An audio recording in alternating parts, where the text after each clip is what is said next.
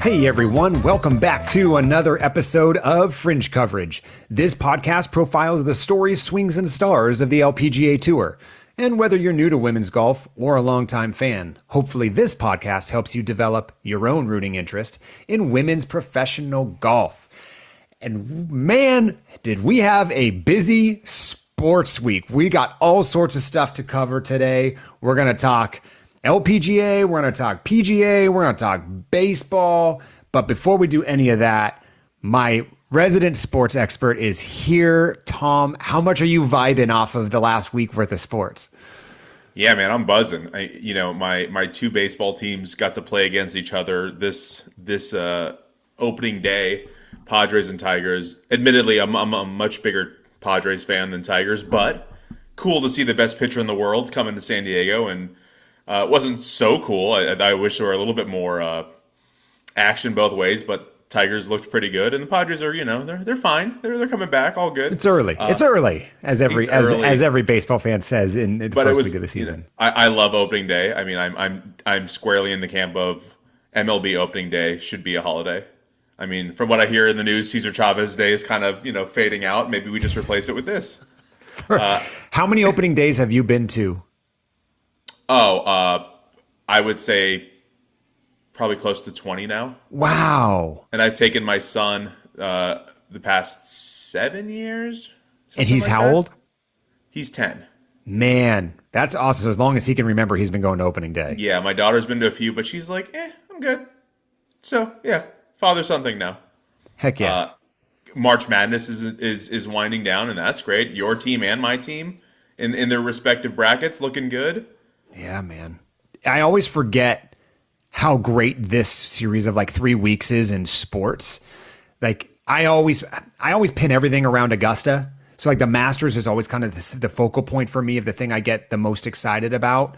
Mm-hmm. And then I realize how much halo effect of good sports there are kind of on either 2 weeks of that. So you mentioned we're coming off of Sweet 16 and Elite 8 weekend for both the men's and women's. And my UCLA Bruins got bounced early. Your Michigan school, talk to me a little bit about the opportunities for Final Fours or other fours. Well, so Michigan, the men have punched their ticket into the Final Four. The women are in the Elite 8, and they play tonight as we are recording. And then the men's hockey team, number 1 overall seed, playing their way in the Frozen Four. So I'm having fun. I'm having a good time. Man, not that I get to watch any of these games because of my youth sports obligations, but cool to follow them on my phone. I was looking at this earlier. The way the brackets are falling, and believe me, LPGA fans, we are going to talk golf today. But this is just a great sports week. There is a chance that you could have the exact same matchup in the men's and women's bracket in the final right now. UConn, Michigan are on opposite sides of the bracket for both men and women. Could you imagine if the same matchup I doubt that's ever happened in sports where both men's and women's have the exact same matchup in the final? No way. Yeah, I don't think because historically women's teams have had different powerhouse schools than men. It's always the Tennessees and South Carolinas, which historically have not been that great. No offense to you. I know you're a Tennessee fan, a men's fan. So again, just so much going on. Baseball's back. Like you said, Final Four on the horizon. My UCLA women's team is in the Final Four again. But really, there were 2 pieces of news in the golf world, both that came from the men's game this week, that could not be more polar opposite. And I've up until this moment have been battling with which one I want to cover first. And we're not going to go too deep on them. Just again, we are an LPGA podcast, but this is golf relevant. And I'm going to start with the bummer news. And I think everyone knows where I'm going with this. Once again, Tiger Woods, we're coming off a week where Tiger was in yet another car accident where he was the driver and he was at fault and is come out later that he was impaired. None of those sentences were the first time those things have happened. This would be the 4th car accident since 2009. And so I'm just curious, Tom, obviously we're long past the prime of Tiger's career. We went through a long series of what felt like 5 to 8 years of questionable comeback stories intermixed with these weird injuries and car accidents. What's your reaction when at this point when you see news like this come across your ticker? Obviously it's a bummer, and it's one of those things where you just go, "Oh man, again?" Like you still haven't learned, huh?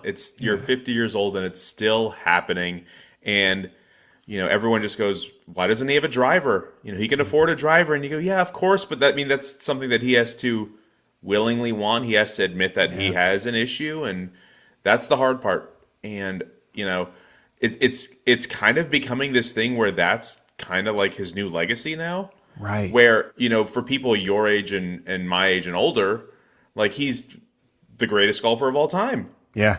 Except now, he's kind of becoming a punchline. And, kids who are younger than us, and they're just like, oh, it's just, that old guy who doesn't know how to, get out of his own way. Yeah. And that might be his new legacy, unfortunately.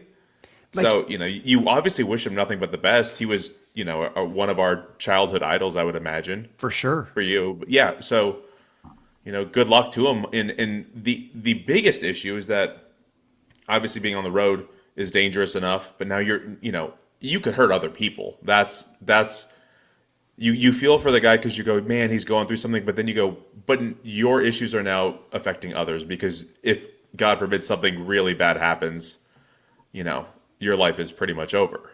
I mean, he's lucky to be alive at this point. Right? First off, I think I agree with everything you just said. I'm not sure I could say it any better. First time ever? Yeah. He just, I mean, you could get into the weeds of what should or shouldn't he shouldn't be doing, but just in the seat I have, which is, as you just alluded to, quite honestly, a fan of the golfer. He's quickly turned into one of those people that you kind of have to separate the person from the product. I always use Michael Jackson as the example. Like Michael Jackson might not be the most enviable person of all time, but I grew up with his music and it was just banger after banger. And I will go to my grave saying I love his music. And that doesn't mean I approve of everything Michael Jackson did in his life. When did Tiger Woods fall into that camp? When did it's reminiscent of that Chappelle skit where, he's on trial and then he goes, yes, he made Thriller. You go, yeah.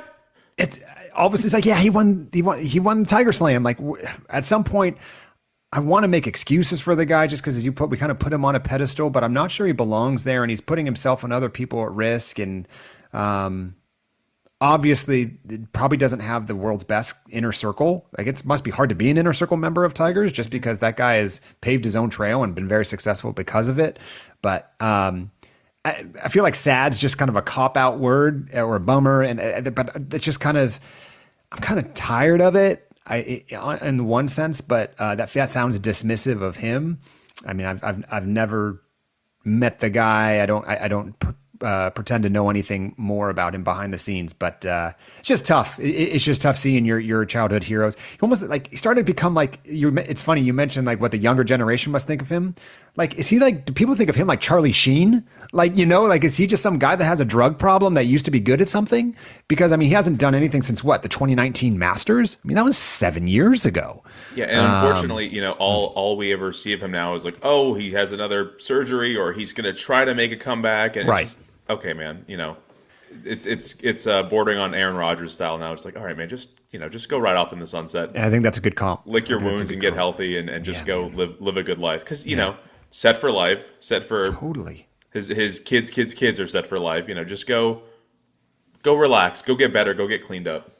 It also goes to show, like, we've talked with LPGA players about this, right? Like, it is a lonely lifestyle. And I think that's one of the things I take away from something like this is it's lonely as it is for a normally well-adjusted human. Think about the Michael Jordans and Tiger Woods of the world who have that killer mentality, the Kobe Bryant style, people that they probably close some people off because of that hyper focus. When you lose that thing, we're starting to see at least how Tiger's world is all over the place without it. I fear for him of what is to come when golf becomes less and less of a daily thing for him, at least in the way he's used to, which is, actually putting a peg in the ground and trying to shoot the best score ever every week. So, I don't know, man. It's tough. I don't want to belabor the point for obvious reasons, but it's certainly worth talking about. On the exact flip side of that, I was talking to my boss earlier, and I'm not sure I can think of a sports story and specifically a sports win that I have been more emotionally impacted by than watching Gary Woodland win the Texas Houston Open this weekend. It was unbelievable. For people that don't know, Gary Woodland had a brain tumor in 2023 that they found, and over time realized what prompted them to look for it was he was having crazy panic attacks, crazy depression, and also like crazy outlandish fear of bad things happening. And they come to find out that that tumor was pushing on the part of his brain that causes fear and anxiety. And it was a giant tumor. They had a huge surgery. Life was at risk, has come out of it very slowly, long road back to the PGA. Guys were just excited to see him last year when he made his debut as just one of the good guys on tour. Again, this is a U.S. Open winner. This is a guy who knows his way around a golf course. But you kind of got the idea that Gary was back towards the back half of last year, that he wasn't just like a charity case getting sponsor exemption. That dude was playing good golf and top 15 or top 20s. And this year looked like he was poised to continue to threaten. And then earlier this month or maybe late last month, it came out that he was suffering from crazy PTSD from all of this. Fast forward to this weekend, and while we're talking about it, Gary Woodland just won a golf tournament, and it was one of the more emotional journeys I can remember going on. I watched a good chunk of this. His wife was there every step of the way. The cameras were very sure to show you she was there every step of the way. You can imagine how emotional this must have been as the primary support system and caretaker for Gary over the last 3+ years. But man, coming off of what we just talked about with Tiger, I wish sports had more stories like this. Now, granted, it's a horrible set of background circumstances that led us to this point for Gary, and I wouldn't wish that upon anybody. But it's so nice to be uplifted and to have there was not a single person rooting for anyone other than Gary Woodland yesterday in a sport that has 140 golfers each week. It's very rare that you have all people rowing in the same direction, which is Gary Woodland, and he ran away with it, man. It was awesome. Just curious. Again, same question about Tiger. What are your reactions to what Gary just did? Feel good story. I can't even, putt a damn ball. I played golf over the week. I can't even putt a ball with my current thoughts going on in my head. Like, to have to deal with all this stuff and then know that you do have a brain tumor that is going to be affecting you. It's unfathomable. Just like incredible. So happy for him. That's such a, like you said, cool story. You see all these people on Twitter and Instagram just like flooding him with just like the most positive feedback. Like, good for him, great for him, good for the tour, and stories are fun like that. Keep it coming. And man, Gary Woodland playing good golf going into major season. Do not count me as someone who's ruling him out right now. Like, truly a guy who knows how to play major championship golf and still hits the ball a long way, really, really straight off the tee, can shape it both ways. I don't know if Augusta is the right course fit, but once we get out to the men's US Open and he keeps playing good golf, just remind me that I said it might be time to be placing a little bet on Mr. Woodland. All right, there you go. So again, crazy fun sports week, which the LPGA might have been, that was one of the most entertaining golf tournaments, especially weekends, I can remember in a while. So as a reminder, this past week, we were at the Ford Championship presented by Wild Horse Pass out in Arizona. And Hyo Joo Kim wins again in the final group over Nelly Korda. No, you did not hear that wrong. That's exactly what happened last week. Hyo Joo went into this week coming off of the win at the previous week's tournament. She was the defending champion of this tournament last year. And sure enough, so she and Nelly played the final round together last week. They got paired together and on the Thursday, Friday rounds, probably just riding that momentum. They played the same type of golf. So by the time it got to Saturday, they're still paired together, and they finished the round on Saturday. They're still the top two players, and they are paired together for a second time in the final round for 5 straight rounds of playing together. They were a blast to watch together. They get along really well. And there were some great post-round pressers that Hyo Joo was talking about how Nelly is her favorite player. And in the middle of it, Nelly runs and interrupts her presser and just like makes a heart sign behind her. Like, again, two people that have been going head to head for 5 straight rounds. You don't see that on the PGA Tour, man. There's just something about the way that the LPGA presents itself that is refreshing at times. There's other times that when it presents itself, it drives me batty. But this was one of the instances that you could really see the player connections there. So Hyo Joo went in with a I believe last week she had a 5-shot lead. This week she had a 4-shot lead going in the final round. Both times Nelly closed the gap down to 1. But we'll get into the birdies and bogeys of it. But impressions of this tournament, Tom? Who could have seen this coming, Mark? I guess that's where I'm going to start. Me, for one. But also, yeah, no, again, this is really cool. Is this going to be like a budding rivalry that starts? Maybe. Let's go. Hyo Joo's coming out and she's saying, this is my season. So good on her. And to have Nelly there, who is playing incredibly good golf. And it's just, again, it's one of those things like she did last year where she's crushing it, except there's somebody who's crushing it a little bit harder on any given week. And hopefully Nelly can come out of this and say, I'm still playing really good golf. Maybe make some tweaks here or there to kind of solidify it and, really get another win under her belt this season. But hats off to Hyo Joo. She went out there back-to-back weeks. And when was the last time that happened? So it's fun to see. I kind of want her on my full team now too, by the way. We'll talk about that later. Yeah, we'll don't worry. You'll have your moment. You'll have your moment here. And all right, you start talking for 5 minutes. I'm going to go take a victory lap. Right. Well, let's start with the pronunciation police. It is Hyo Joo, not Hyo Joo. Hyo Joo. Sorry, everyone mispronounces it, and including Nelly Korda in her post-round presser. So I'm letting you off the hook, but no more. It's Hyo Joo. Okay. I did watch that clip of her on LPGA on a loop. She just goes, "Hi, I'm Hyo Joo Kim, and I won again." So sick. It was a repeat of the week before, which is I'm Hyo Joo and I won, and she just added again. Again, English is not her primary language, but I find myself rooting for her all the time, which is tough because I root for Nelly almost all the time. Sure. I was rooting for Hyo Joo this week, and I find that I don't have a reason why, but it's just what I found my heart wanting. I just really like how affable and lighthearted she is. Man, she can putt. Holy cow, she can putt. I did put a note into Justin Ray. Hopefully I hear from him soon. I want to know the last time somebody won back-to-back weeks with that second week being actually either one of those weeks also being a title defense from the prior year. I mean, that's heady territory even when Nelly won 7 times in 2024, none of those were title defense years. And if anyone's wondering when the last time someone won back-to-back weeks, that would be 2024 when Nelly won 5 straight. Or at least 5 times that she teed it up. There were some breaks that she took off.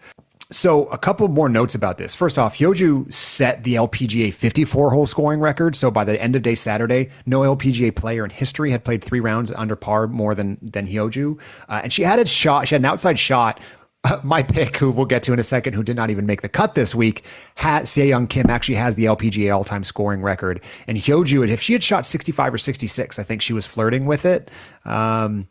Did not go there. She had a horrible double bogey on maybe the 9th or 10th. But for a while there, it was in range. He was actually even in range for Nelly if she had gone low.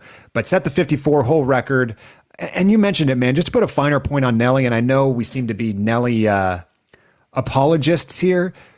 Remember, Nelly has now played 3 times this year, and she has a first, a second, and a second. She missed 3 or 4 putts inside of 3 feet this week. Like, she's having some little yippy putts, which she does that. She's tied for the lead if those shorties go in. She shot the lowest 36-hole score of her career. So again, after Friday was the best she'd ever played. This was her under par round. That is the best to par she has ever been in her career. To your point, she just got beat. All of that is awesome. The one negative Nancy thing I'm going to say here is that course was playing way too easy, man. Like, we can't... It's just shooting fish in a barrel. Like, all the pins were dead center. There were funnel pins. There were easy approachable par 5s. I know there is an audience that really appreciates birdies.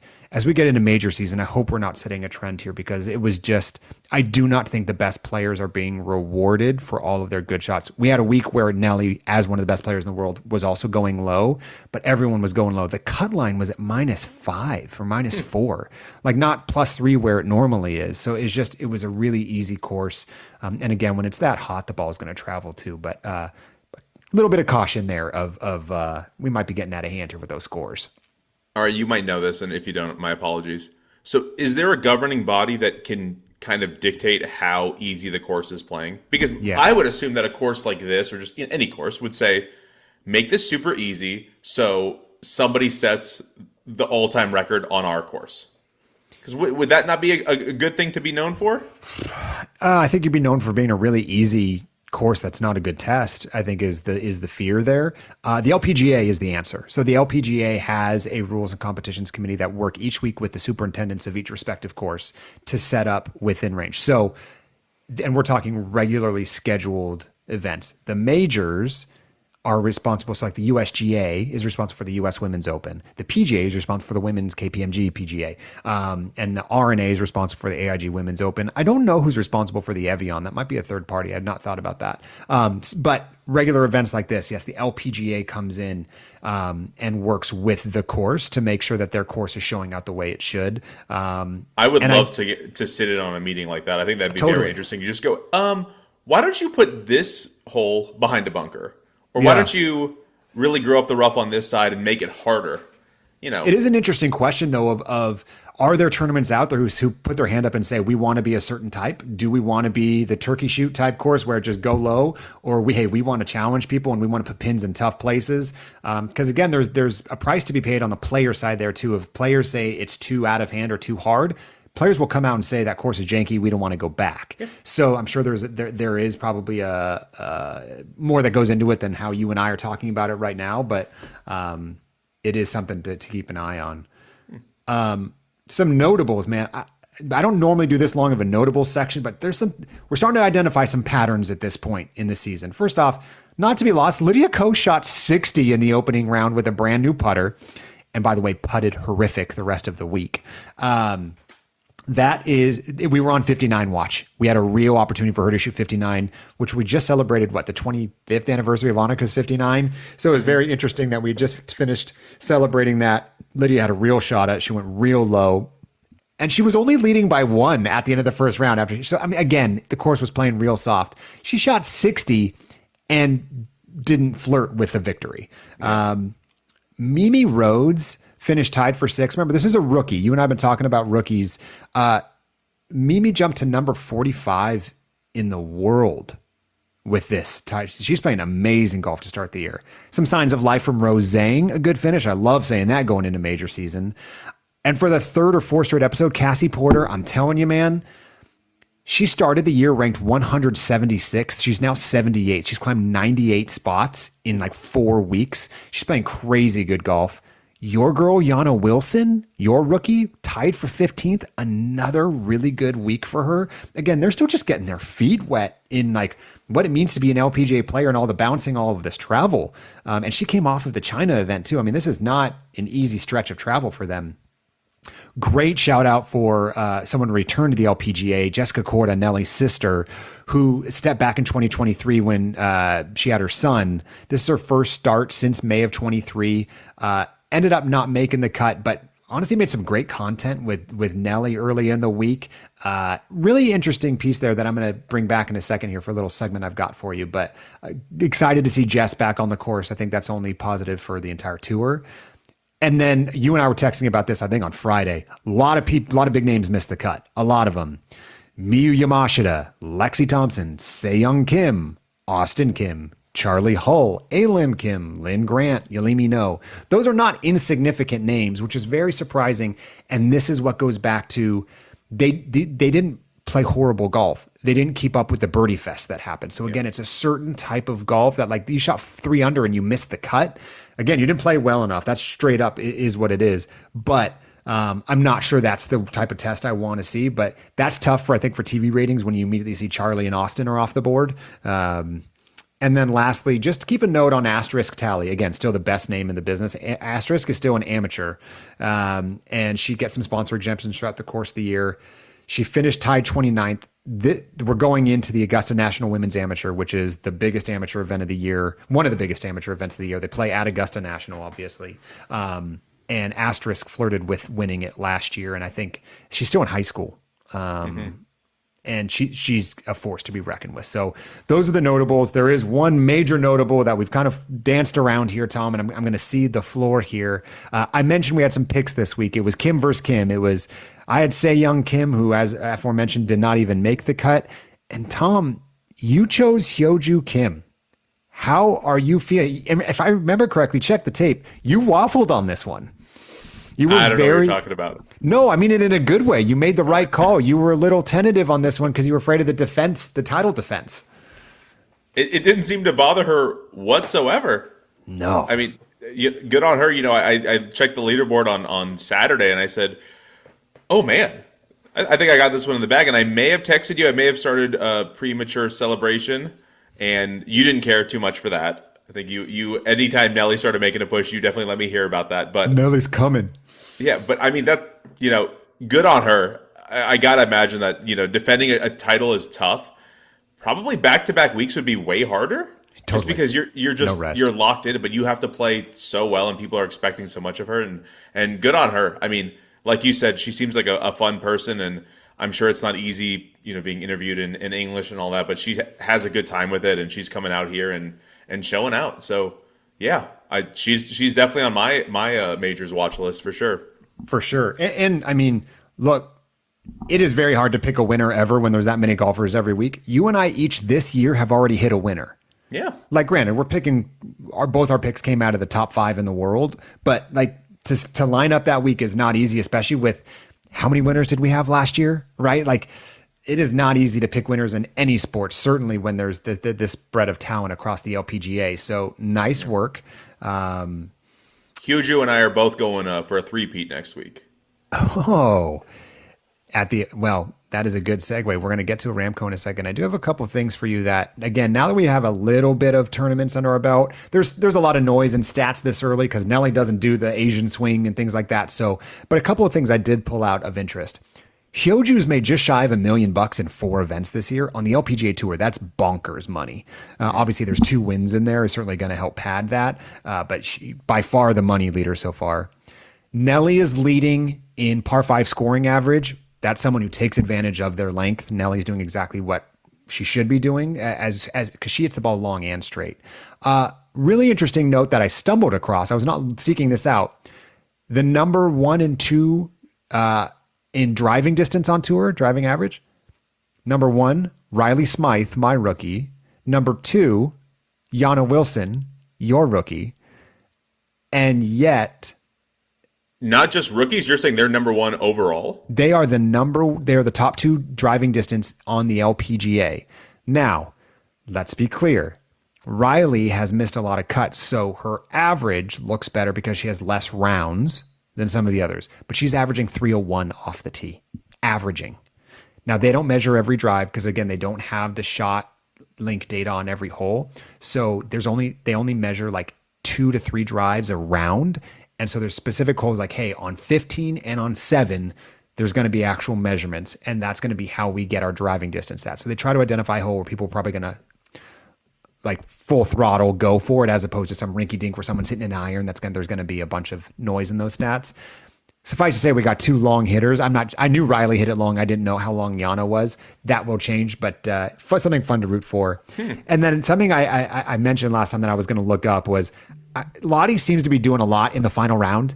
And I said, anecdotally, I have no idea where she is, but I'm curious. Lottie is 5th in final round scoring average. So she's definitely doing something on Sundays. Her finishes are probably better than, she was never really competitive, but she's done a lot in Sunday to kind of make herself up the leaderboard. Nice. I got a question for you, Mark. Yeah. Going back to something you said earlier. So let's say you're Hyo Joo Kim or you are Lydia Ko and you are flirting with a record. Yeah. Do you want to be notified of that? Oh, you know. You think so? Oh, so you think they know going in what the course record is? The course record? Or I guess you're just saying like LPGA record, I guess. If you're flirting with 59, you are very well aware of it. Like, so okay. Lydia even said in her post-round presser, like you don't start thinking about it on the front 9, but she birdied the first 4 holes, which she'd never done in her career. But she said by the time she got to like 15 or so, 14 or 15, like they knew what it was in front of her. She's like, it was very, very much on my mind. Like I appreciate her saying that because she could have easily said like, oh, like I tried to just follow the process, blah, blah, blah. Yeah. So, I mean, when it comes to scoring records like that, I think you're very aware. It's like a no-hitter, like you know it. Yeah. There's not a stat that you need to follow to know it. Course record is different. And I think there on the PGA Tour, a lot of times they knew what the course record was. And I wonder why that is, if they play that stop so much or if it was something someone had to tell them at some point. Because no way mid-round I'm like, hey, what's the course record? Like, That's just not my style, I don't think. But and then I'm also more interested in just like whether people look at leaderboards or not. That's what I'm always most curious about. Like some people say they just swear by, they want to know where they are because they need to know what they need to do. Some say, I don't want to look at the leaderboard. I'm just going to play my game. So, but yeah, I think more often than not, these golfers are so attuned to their games in the course that they kind of intrinsically know. Am I right in saying that you are one of those that does not like knowing your score mid-round? Yeah, I mean, I'll keep score, but I don't add it up as I go, no. Got it. So like if you and I were going into the 17th and I said, hey, Mark, you're up by 1, you don't want to know that. Oh, you said middle of the round. You said in the middle of the round. But, absolutely. Like, I would want to know if I'm like, I can remember when my goal was to break 100. I really wanted to know. When my goal was to break 90, I really wanted it. I haven't got close enough to breaking 80 for it to be a thing. Yeah, it's kind of more those threshold things for me. You and me, we never have stakes on what we play for, so like it doesn't matter. But if all of a sudden, like, yeah, I want to know, and for the most part, I do know. Like again, up until recently, like you always beat me, so I kind of know that I'm 1 or 2 down, kind of thing.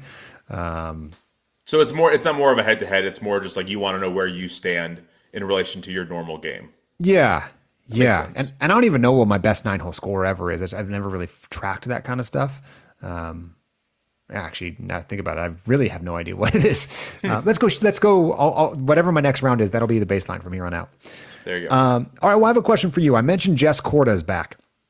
It got me thinking about siblings on tour. Tom, how many sets of siblings are there on the LPGA Tour? I don't expect you to know this answer. I can see the deer in the headlights look you have right here. So we have the Kordas. Okay. We have the EYs.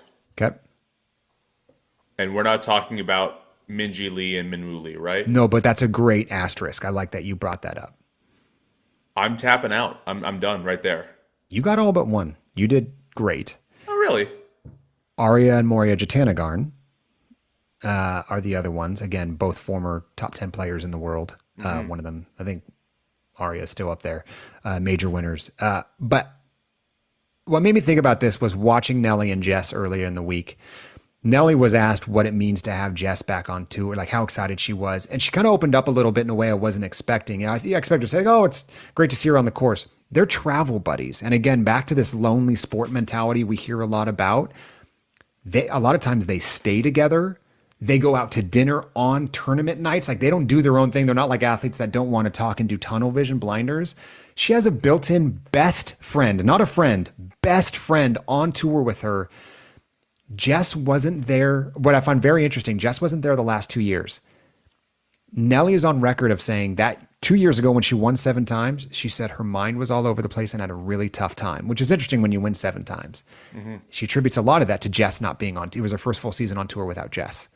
And then last year she started getting it a little bit more dialed in, but obviously didn't win. And now she's back and she's like, I think everyone else should be on notice as being very scared that when the number 2 golfer in the world just got more comfortable in her own skin on the road, man, look out. I don't think we might be talking about a streak, a Scotty-like streak here coming up of like how many straight top 10s she has. Because I mean, she's what, first and second so far this year. Now he's playing great golf statistically. Now she's comfortable. I'm telling you, look out. Yeah.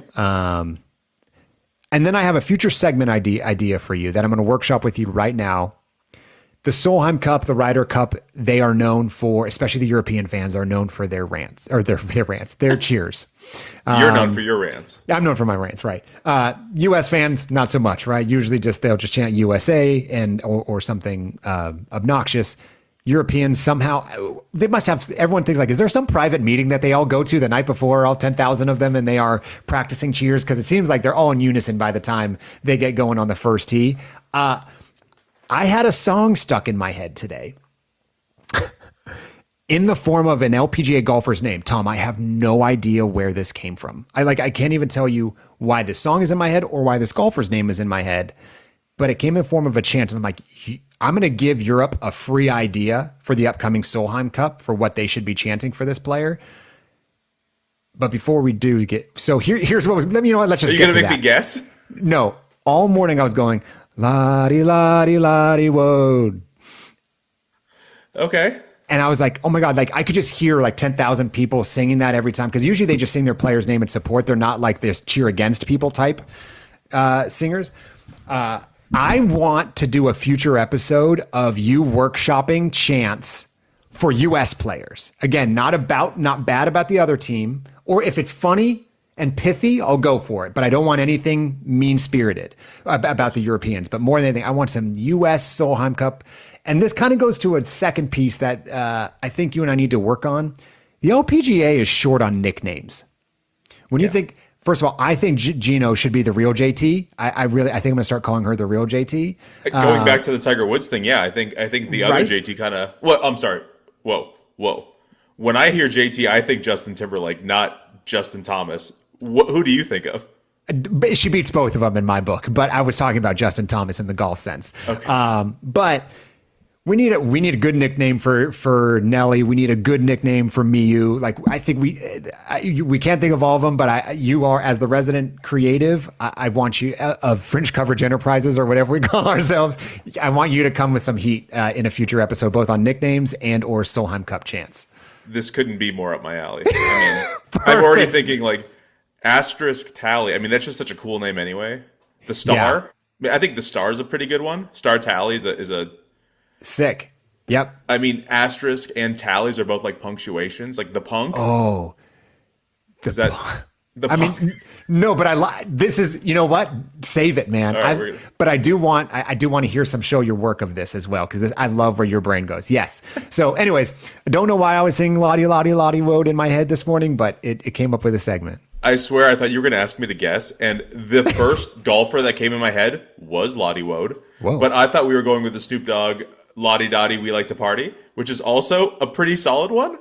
Okay. So this is all, okay. Okay. Start calling Lottie Party Girl. All right, let's back up. Okay. All right. I will take on this challenge. And we digress. Fans, this is what you get at Fringe Coverage. Before we preview the Aramco, the other event happening this week that I alluded to is the Augusta National Women's Amateur. So this is, God, I've already said amateur and amateur on this. Like, I don't know which way I land on that word. I'm just going to get ahead of that now. This is the 3-round event. The first 2 rounds are at Champions Retreat, which is not Augusta National. The top players that advance from Champions Retreat get to go play the final round at Augusta National the week before the Masters. In other words, the best possible conditioning of that golf course. Truly one of the coolest things. Imagine being asterisk tally. It's 16 years old last year, just getting to be on the grounds, much less playing, much less almost winning the damn thing. What a special experience for a lot of these players who do or don't go on to play LPGA golf. Just an incredible bucket list thing for them. This is the 7th annual event. 72 top players in the world, including 48 of the top 50. So, I mean, this is the who's who internationally. So you're going to see a lot of names from golf teams that play here in the States, but also some great international talent. And just a note for us, Tom, in May, the NCAA golf championships that are in San Diego at Omni La Costa will feature a boatload of these people. So something for us to go out there and watch is kind of how they play at the Augusta National. There will be some really good streaming coverage, I believe, of this event. And obviously it's beautiful visuals of Augusta, so you can't go wrong. So I believe it starts Wednesday the 1st, and they go the 1st, 2nd, maybe a day off. Who are we talking to that said they get a practice? Was it Brooke Matthews? Was that who told us?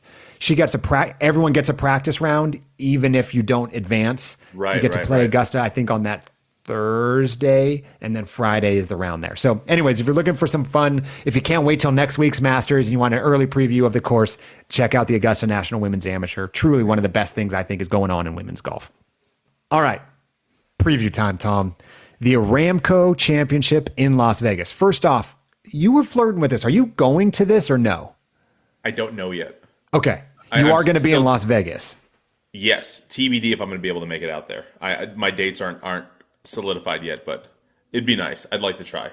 Well, keep an eye out for LPGA celebrities while you're on the strip or whatever you're doing with the kids. Are you telling that to the fans about me? Yes, yeah. Look out for Tom from Fringe Coverage. Yeah, he'll probably be wearing a Michigan hat. It's probably a safe bet that weekend. Rooting for probably what will only be his hockey team by the end of that weekend. Okay, so this is the inaugural event of the Aramco. A lot of these events we talk about have short or long-term history. This has the shortest history. This is part of the larger PIF Global Series. So this used to be called the Aramco Team Series.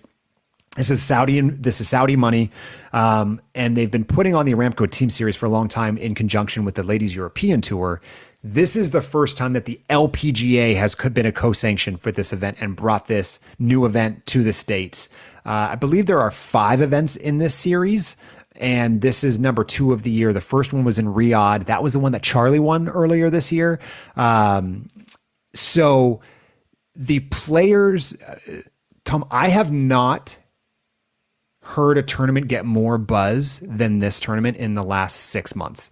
As soon as it was announced last fall, I have not been to Shadow Creek, but it gets the most rave reviews. I'm talking from the highest level, from PGA Tour players. Like Shadow Creek is a bucket list course. Apparently when it gets windy, this place bucks, and it can be really hard and really gusty. And the women used to have an LPGA event here, a match play event back in 2020, or I guess it was right after COVID, so 21. It was a one-time thing, and apparently it got really windy that day, and a lot of them quite literally got blown out to sea. But this tourney, you'll remember the PGA or the LPGA has talked a ton about routing, courses, and purses. Those are the 3 things Commissioner Kessler seems to have as his kind of talking points in every presser. This is a $4 million purse. That is the biggest purse outside of the majors. Shadow Creek from the course side, apparently this place, as the kids say, slaps. And routing, which is now a natural. Hold on, are you questioning my use of the word slaps? No, you used it properly, but unless you're playing in the ANWA, I don't think you should be using terms like I can't say slaps? No, I think you're a little too old for slaps. All right, I'm going to find an LPGA golfer who I can nickname Slaps just so. No, I take that back also. That's probably not going to work well. Scratch that from the record, ladies and gentlemen. Back to courses, purses, and routing. The last piece is routing. That's such a fun segue. The routing is in relation to the tournament schedule, right? And how wonky it's been in recent years. This is just another stop on the West Coast, right? So this seems to start being a lot more intuitive of going from Menlo Park to Arizona to Las Vegas to LA, and then ultimately teeing up the first major of the year as we head over to Texas. But really, really good opportunity to see this field. When it comes to fields, this is the most excited I've been in a while. This is 19 of the top 20 players in the world are going to be there. Headlined by Gino, obviously. Hannah remember, think about who this is bringing together. Charlie is playing. She won the Riyadh event of this team series. She also doesn't play that much, so we don't see a lot of Charlie. And she somehow missed the cut last week at Ford. So you've got Charlie, who's already won this year. You've got Hannah Green, who we haven't seen much of because she's been too busy just hoovering up wins in Australia. Yeah. And she's already won 3 times this year. No one has won more than that. You've got Hyo Joo, who's won back-to-back weeks. You've got Nelly, who has had 2 runners-up and a win, and now they're all going to be in the same place. Jess Korda got a sponsor invite. I think that's a great add to the tournament. Like, this is the who's who of the LPGA. I think there's probably going to be a lot of people in that Pro-Am. You can imagine a Vegas Pro-Am, probably who that brings out on the LPGA side. Mm-hmm. It's going to be awesome. I hope amidst your travel, you can sneak it in, and if not, we at least find time to watch because it is going to be prime viewing for the way this course is going to challenge them, unlike what happened this past week in Arizona. So TV windows, we're still on the West Coast, so some evening viewing for those of you on the East Coast. Thursday and Friday, different TV schedule than Saturday, Sunday. Thursday, Friday, 3 to 4 p.m. streaming on Golf Channel, and then 4 to 7 p.m. live on Golf Channel. Again, that's Thursday and Friday. Fast forward to Saturday and Sunday, 4-hour viewing window, which I'm very excited about. We've had a lot of 2 and 3 hour windows here recently. 2 to 6 p.m. Pacific time on Golf Channel, Saturday and Sunday.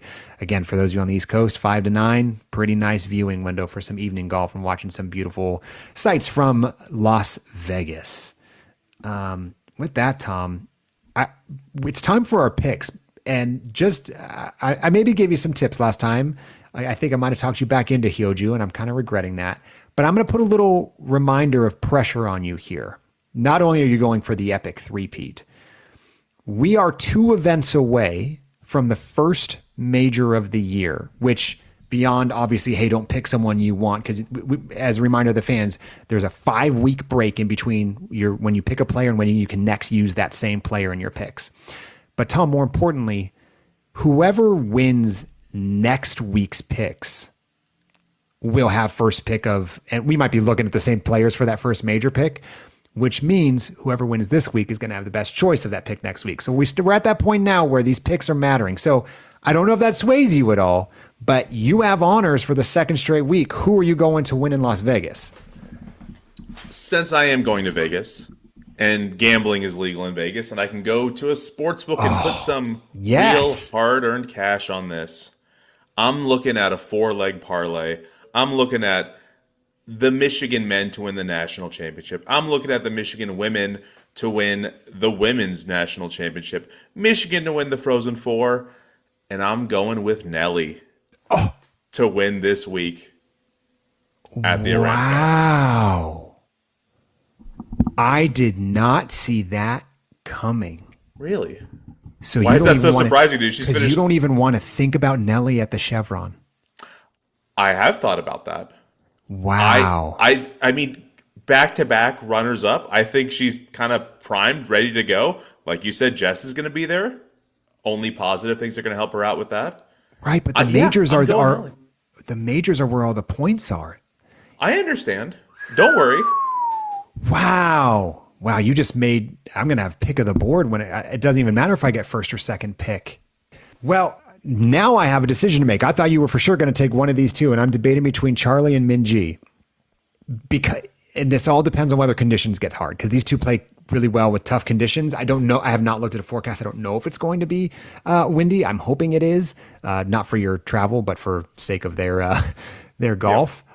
They're both playing really good golf. Charlie missing the cut, I don't want to read too much into, and picking one of them also keeps them in line for me to be able to use them at the U.S. Women's Open down the line.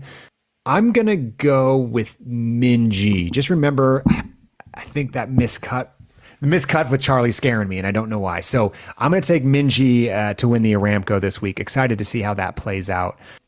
Really, really fun week of sports continues this week in Las Vegas. I hope you guys are all watching. Let me know if you want me to put any bets down for you. I definitely will. We have to start getting into we as media members placing bets now. I feel like we're the only sports podcast that doesn't have a sponsorship with a betting website. Yeah, hey, DraftKings and FanDuel, hit Tom up in his DMs at FringeCoverage Pod. If you have any suggestions for players or topics to discuss on this podcast, send an email to fringecoverage@gmail.com. You can follow us on Instagram at FringeCoveragePod. And whether you're approaching from the fairway or the rough, we got you covered inside the fringe.